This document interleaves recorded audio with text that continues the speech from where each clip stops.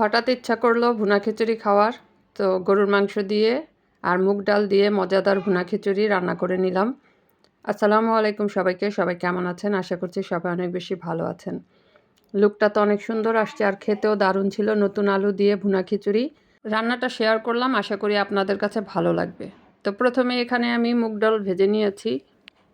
মুগ ডাল ভাজতে আমার খুব ভালো লাগে, গ্রানটা খুব সুন্দর লাগে। মুগ ডালটা ভাজা হয়ে যাওয়ার পর এখানে অনেকখানি পেঁয়াজ একটু ভাজা করে নিয়ে তারপর গরুর মাংসগুলো দিয়ে দিলাম। এখানে হাফ কেজি পরিমাণ গরুর মাংস আছে। সাথে লবণ আর আদা রসুনটা দিয়ে পেঁয়াজের সাথে কিছুক্ষণ মরিচের গুঁড়া দিয়ে কিছুক্ষণ ভেজে নিব। এইভাবে করে তেলের মধ্যে মাংসটা ভেজে নিলে মাংস মানে খেতে খুব ভালো লাগে আর ঘ্রাণটা খুব সুন্দর আসে। রান্না করলে সেই ঘ্রাণটা খুব সুন্দর আসে। তো এখানে এখন আমি বাদাম বাটা, তারপর পোস্তদানা, জত্রি, জায়ফল এগুলি বাটা, কিশমিশ বাটা সব একসাথে দিয়ে কিছুক্ষণ আবার মশলাটা কষিয়ে নিব। ঘ্রাণটা খুব সুন্দর আসছে। এখানে আমি সব ধরনের মশলাই দিয়েছি। আর এখানে এখন গুঁড়া কিছু মশলা দিয়ে দিব। গরম মশলা যেগুলো আছে, ধনিয়ার গুঁড়া আর গরম মশলার গুঁড়া আর সামান্য মরিচের গুঁড়া আর একটু দিয়ে দিলাম। প্রথমে একবার দিয়েছিলাম, এখন দিয়ে বেশ কিছুক্ষণ এটা মশলাটা ভালো করে কষিয়ে নিব, মাংসটা গলিয়ে নিব। এই তো লুকটা দেখেন কত সুন্দর আসছে। এখন মুগ ডালগুলো দিয়ে দিব। মুগ ডাল কিন্তু সেদ্ধ করিনি, ডাইরেক্ট মাংসর সাথেই দিয়ে দিলাম, সেদ্ধ হয়ে যাবে। আর মুগ ডালটা এইভাবে রাখবো যেন মানে একদম গলে না যায়, চালের সাথে দেখা যায়। তো এই জন্য মুগ ডালটা প্রথমে দিয়েছে আর আলুটা পরে দিয়েছে, কারণ নতুন আলু গলতে বেশি সময় লাগে না।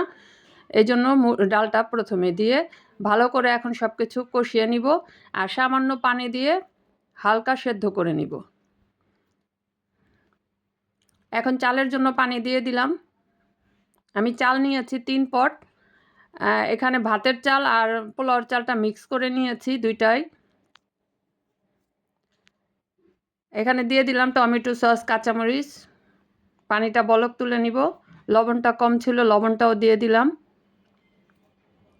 এখন চালগুলো দিয়ে দিচ্ছি। মাঝে মাঝেই আমার রাতে অনেক সময় দেখা যায় অনেক ধরনের খাবার খাওয়ার ইচ্ছা হয়। তো অনেক সময় রান্না করি, অনেক সময় রান্না করি না। তো গতকালকে আর নিজেকে আটকে রাখতে পারলাম না, এই খিচুড়িটা রান্না করেই নিলাম আর রাতে সবাই মিলে খেয়েছি, খুব ভালো লেগেছে। নতুন আলু দিয়ে তেহারি আর ভুনা খিচুড়ি এগুলি রান্না করলে কিন্তু খেতে খুব ভালো লাগে। আমরা তো খুব মজা করে খেলাম।